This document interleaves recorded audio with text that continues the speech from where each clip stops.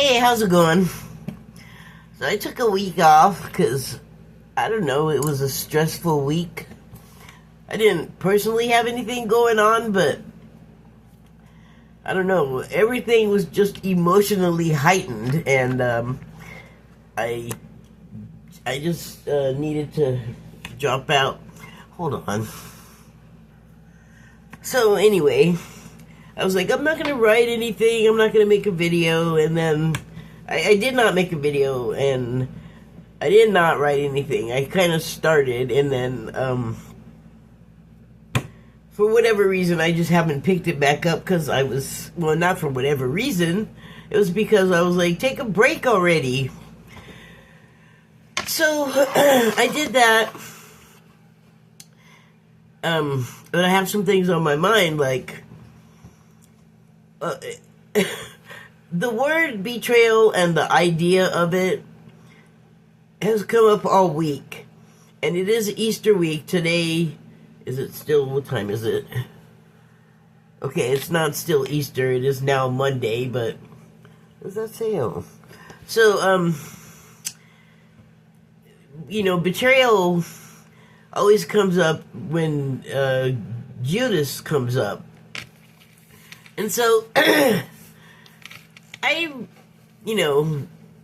think everyone associates Judas with a traitor, someone who betrays you. But the thing is it wasn't really that. And what I can't remember is, did I learn this in Catholic school, or have I learned it subsequently when I've been able to look at, like, banned gospels and whatever, like hidden texts that were inconvenient for the ruling authorities because they, the information that they had in them that was so dangerous to like the ruling authorities was that it makes you aware of all kinds of ways that you're powerful, that the ruling authorities, even since the days of Judas, have been suppressing. Because people that are dependent on you are much easier to control, you know, and you can just manipulate them because you're the ruling authority. It doesn't necessarily mean that you're good or honest. So, here's what I'm not sure when I learned it, is that it was like it was just in my regular Bible studies that Jesus chose Judas to betray him. It was his plan. He told him to do it. I think Judas was reluctant at first, but when he understood why Jesus wanted him to do it, this is the crucial part. I guess he wanted him to do it so that he could demonstrate that you can be killed and even return from death, and that is symbolic on many levels, because it could just be the literal life after death, like just proving that death isn't really that big of a deal, and your soul is reborn, you know. Every time somebody is born, it's a reborn soul. Or maybe not every single time. I guess there's I'm sure it's possible that for whatever reason, not every soul, I guess not everyone has a soul. I'm not going to get into that. That's really complicated. But the point is that it was kind of an honor that Jesus chose Judas to betray him. And, you know, Judas agreed to do it, because that's how the story goes, right? But only after, I guess, he understood that Jesus chose him because he understood what Jesus had been preaching about the power of the personal, that, I mean, even with all of the knowledge and learning that there is available now, so many people are just not even interested in knowing about it, you know, it's too far out and wacky or something. But, you know, suppression. So, I have that on my mind, and I think, gosh, it's still like, I haven't been in church in a long time to hear a sermon, so I don't know how the story is being told, Well, anyway, it doesn't matter. I'm not gonna go. I'm not gonna go find out. So the other thing is that, and this contributed to my wanting to take a week off, was that you may have noticed things are ramping up in the world.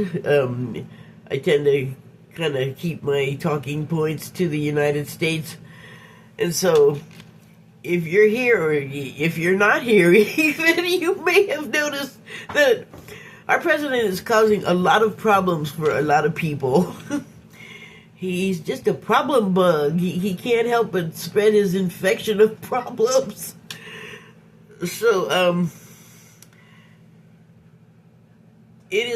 I understand for myself that it is important that I not spend a bunch of time getting sucked into the name-calling, characterization vortex where you're just spewing bile about people. And I understand that it has been frustrating, and things have happened that can just make you angry.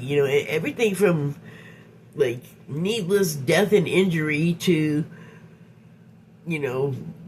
just pulling the rug out from under people, taking away a lot of the things that made this country like a place where you wanted to come and live, a place where if you are native to the place, we're used to certain functions in society, and now because we have the ruling authorities that think that every profit that can be made, every thing that is worth something is theirs, even if you or I produced it or did the work to make it happen, and should be compensated for doing the work. And then not just that, you should also get health care, not necessarily through your work, because you could change jobs. It should just be that we could have health care as Americans when we need it, like most of the other countries in the world allow their people to go and get healed when they need it, or checked out or whatever it is. But everything's so transactional here. It's like you gotta go through a check stand at every step of the way now. So, it's not as desirous to live here as it once was. Our immigration is just frightening, and I'm just imagining, because I'm in here. I'm in here walled in with that idiot wall at the border. And then also, we're just pariahs now. Like, no one has anything nice to say, hardly, about this country. And the more frustrated they are, they're like, we don't care if you didn't vote for him. Okay, thanks. I hope it doesn't happen this way in your country soon. I would never say that to you, but it would serve you right if it did, for being so, like, I'm just gonna throw away the part about this person actually is innocent of stuff, or these people, and just blanket blame everybody for this mess. It's like, you can certainly do that. I understand that frustration drives you to make decisions, but man, I mean, and I'm not saying I'm unaware of how terrible our country has been as, like, the biggest country in the world, to put it concisely. That changes. That used to be the British Empire. Remember that? Still feeling effects from that, the empire or former empire, because I don't know if everybody remembers King Charles's trip to Jamaica, when they couldn't wait to tell him where to go. For reasons, I'm sure. This is different, though, because, like I said, our guy is affecting the whole world adversely. Affecting minds negatively, bodies negatively. everything, financial systems. Like, I can't. Sorry. I apologize. That's all I can say. So, anyway, I was having a hard time not getting caught up in it and not, like, getting angry and frustrated myself to the point where when I was online, all I kind of wanted to do was just say angry stuff. And I know it works for some people, but not for me. If I get angry, it's crickets, man. Crickets and tumbleweeds. So, I did not go online, but I just was having a different attitude about it. And I didn't want to add to, I didn't want to feed the beast, as they say, like, if you align yourself with that kind of crap, it only makes it stronger. And so, I want to align myself with averting that kind of crap, even if it's only on the personal level of myself. Okay, so, I pull a couple cards, and I have one from the Declarations of Mary Magdalene, and it says, "For thou that fear Mary Magdalene the Christ, fear the true powers of the divine feminine and thy sacred heart."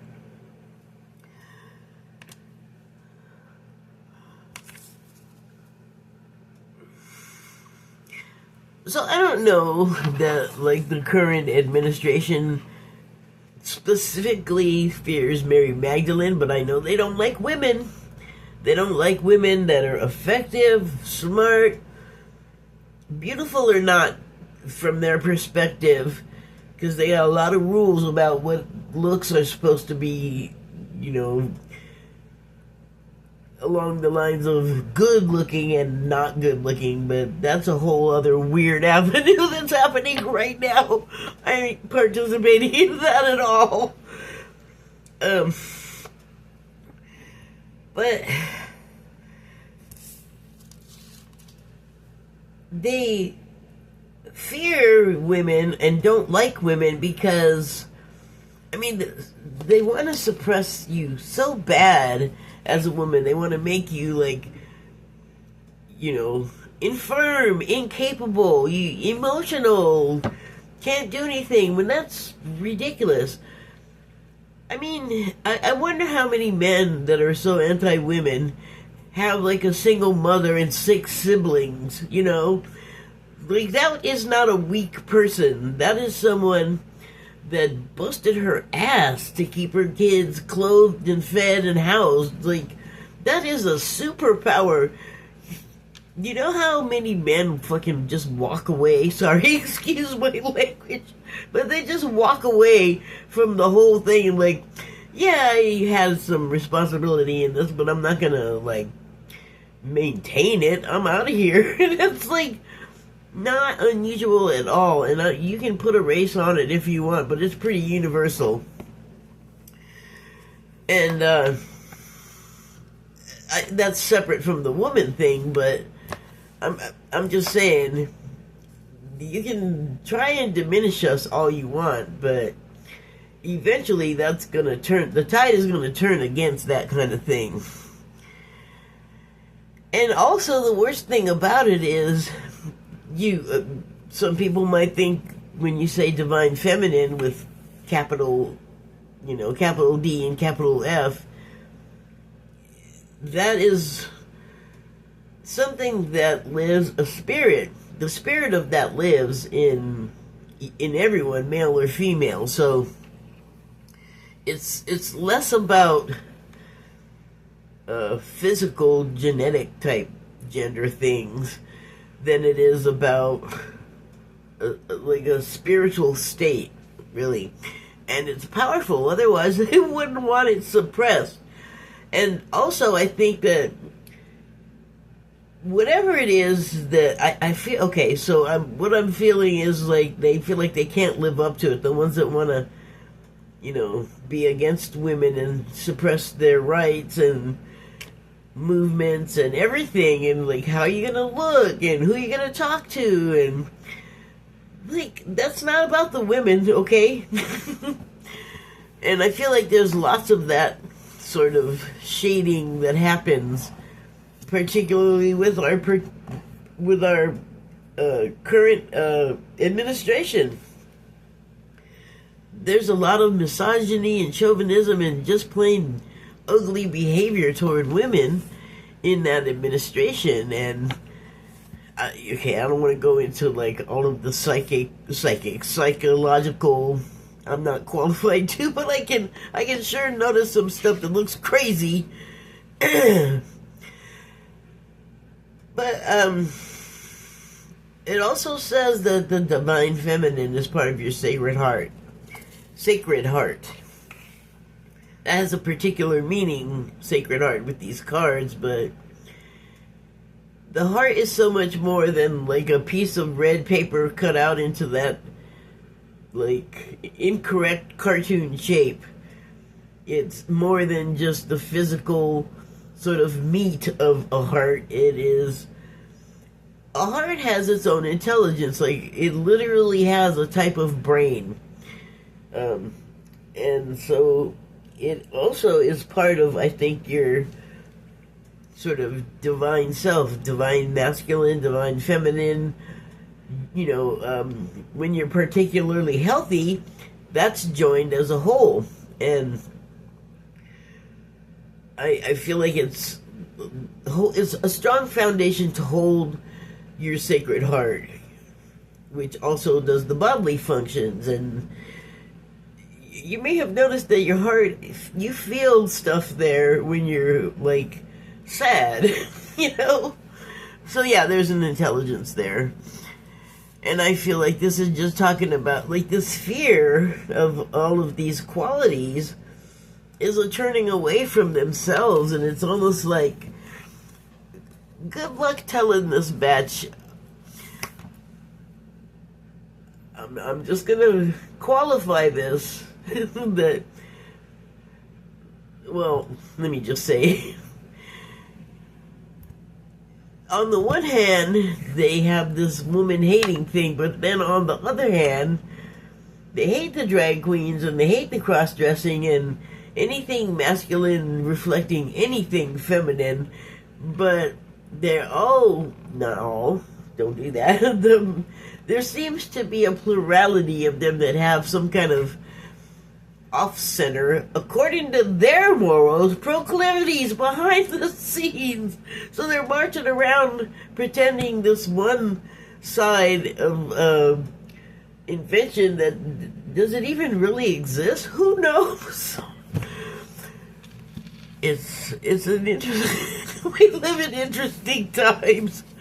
Okay, so I also have two cards from the Starseed, what's it called? Oracle deck. And the first one is Inner Earth. Okay, I'm sensing a theme. So the first one is Inner Earth. Let me consult the manual here and see what it says about the Inner Earth. But I can tell you what I feel like it's about is your personal inner landscape. But let's see. Okay.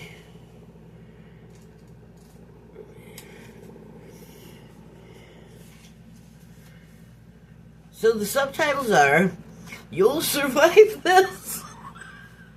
We will, though. You'll survive this. New solutions and beginnings.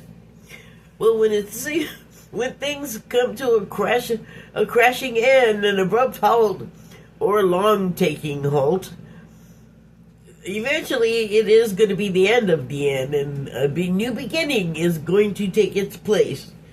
That's just the natural order of things. Okay, Inner Earth, also known as Agartha, is believed to be a hidden subterranean world within the planet itself. Many ancient cultures mention it in their stories.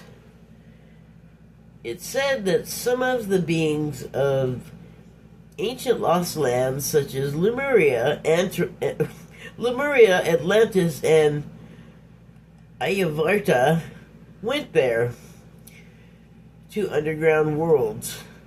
Tibetan Buddhism refers to the secret mythical city Shambhala, which is thought to be located in the Himalayas.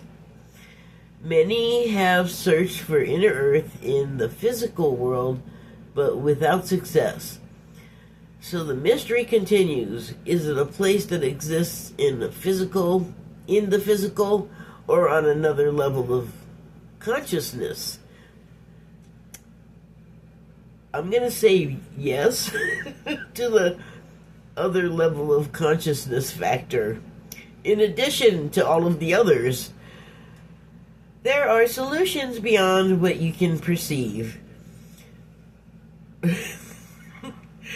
Surprising outcomes to your problems and situations. Resolutions that are in the best interests of all involved. If you find yourself facing an obstacle or feeling stuck and have no idea what to do, you're being reassured that there is a way out. You'll survive this and things will work out. I mean, that also is the natural order. The spiritual things, the videos that I watch, they often say, think of whatever emotional storm is happening in the moment, anger or sadness, reaction to the outside world, whatever it is. It's always like, it advises, hey, this is a storm. Like, just like any storm, it is going to blow over and end. So, yeah, like, that's just how things go. If you're stuck in a rut, do something to shake up the energy and shift your thinking. Try something you wouldn't normally do. Soon you'll see that whole new worlds of solutions are available. Things that were previously beyond your focus will present themselves. Helpful people, signs from the universe, and support in both expected and unexpected ways are on their way to you. But first, you need to do something different to shift your focus so you can receive them. Starseed Soul Inquiry. What can you do to shift your energy or your outlook? Well, I did something. I decided to stop doing anything for a week and just let all of the systems just sort of take a break, because I start feeling like I have to do this. There's no boss but me. So anyway, there was something else that I was kind of struck by here. Where is it? You didn't come to Earth to be passive. I don't even remember reading that. I don't remember reading any of this. Oh, that's because it's a totally different page. Well, I'll be darned. Come back.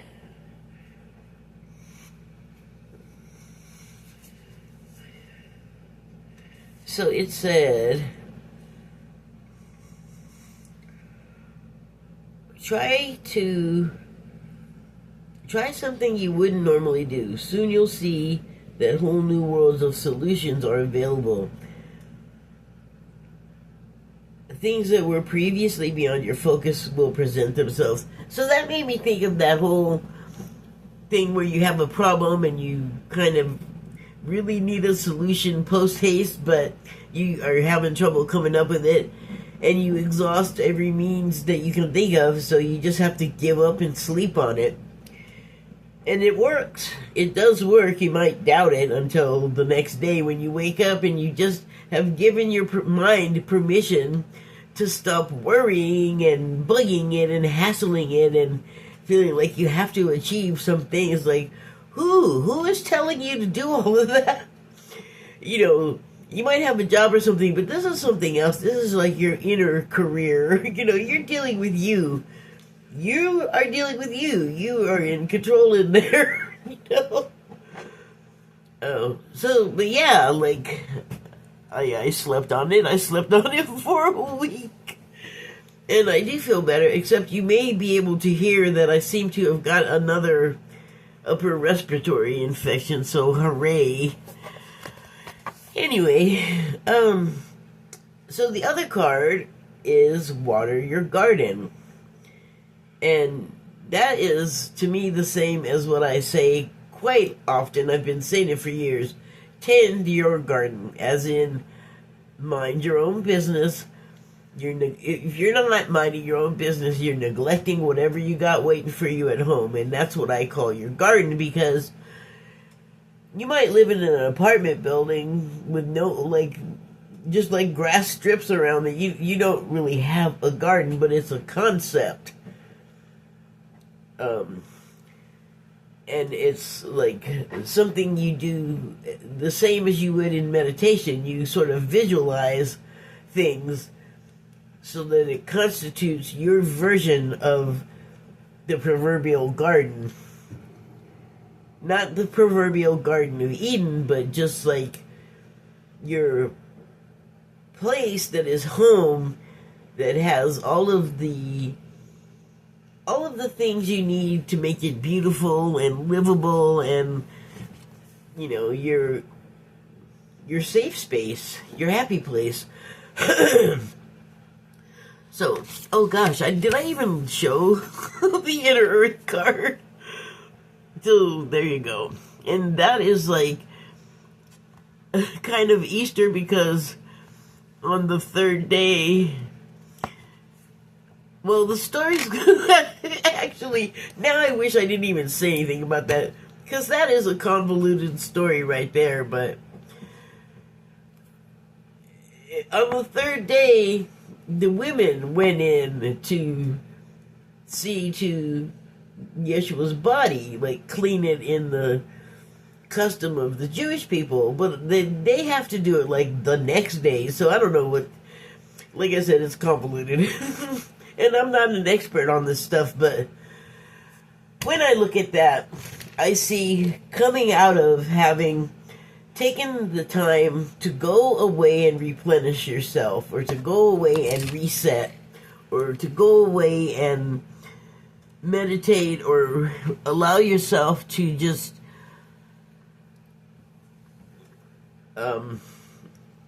not have like your normal boundaries when it comes to like your meditating. Anyway, so here is the Water Your Garden card. Just gonna have you get a look at that, and that actually looks like a nice place to be. Nice hot spring. So if you can conjure up anything like this idea in your home, I mean, I think that's what we all do, but I think sometimes that we don't, what is the word? We don't claim it as much as we could. I've been where I am so long. Longest I've been at any place, really. Like, it's been more than a couple of decades now. And so I've had plenty of time to, like, grow into this place, and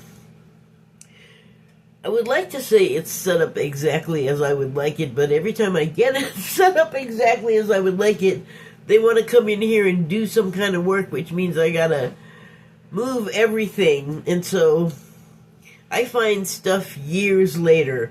Still, I do have, most of what I need is where I want it to be. And, everything has a place, and that makes me happy. And it's comfortable, and it's warm when I need it to be, and it's cool when I need it to be. Like, I really have had the time to make the place my own, and that does wonders for me, like for my mind and my heart and whatever else I need. So that to me is tending my garden. Okay, let's see what the book has to say about tending or watering the garden. Oops.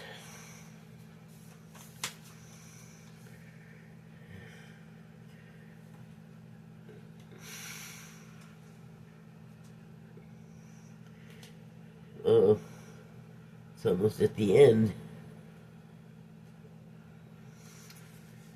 Okay. So the subtitles are nourishment, body care, tenderness, rest. Well, that makes it sound like a spa. And, I mean, that, I don't know what spa that would be. That'd be pretty fantastic. I imagine it would be very expensive. But again, I feel like it's like a metaphor for, you know, however you visualize that spa looking like. Okay, so it says, Earth is a seasonal planet, and as such, you're a seasonal being. Cyclic. You can't be on and in full bloom month after month, day after day. You're strongly being called to put on the brakes. I heard that call. You're being called to put on the brakes, rest and refuel. To take a moment to restock and replenish and slow right on down. Your body is the only body you're given, and it needs to be respected as such. You're being called to take responsibility for your well-being, to find your health and body first. I know it can feel like time is running out, and if there are urgent things that simply can't wait. Oh, sorry. I know it can feel like time is running out, and as if there are urgent things that simply can't wait. That drive to just do it. It's like, for me personally, the only person cracking that whip on that stuff is me. I can somehow convince myself to slow the F down. Where was I? However, if you keep pushing on, soon fatigue will set in. This way of living isn't sustainable. If anyone continues to race through life, eventually they will reach exhaustion, and it'll take longer to recover than it would have done to rest. Immune system disorders and mystery illnesses are becoming more common because we're putting too much pressure on our bodies to keep up with the instantaneous pace of modern life. And also the food, because we grow it so fast, it doesn't have time to develop all of the nutritional value that it could have. And so we're getting food, like, is either hyper-processed, so, God, how much of it has actual food in it? So many things can be reproduced chemically because it's cheaper or faster? I don't know, but that's what they give us. And then, you know, we want like a watermelon when it's not watermelon season, so we have stuff that's traveled a long way, and then it's got stuff chemically done to it to make it look like that's not the case. I mean, we're eating so much weird garbage anymore. I'm thinking the mystery illnesses and things have more than just this component that this thing is talking about. Anyway, sidetrack concluded. This way of living isn't sustainable. I already read that.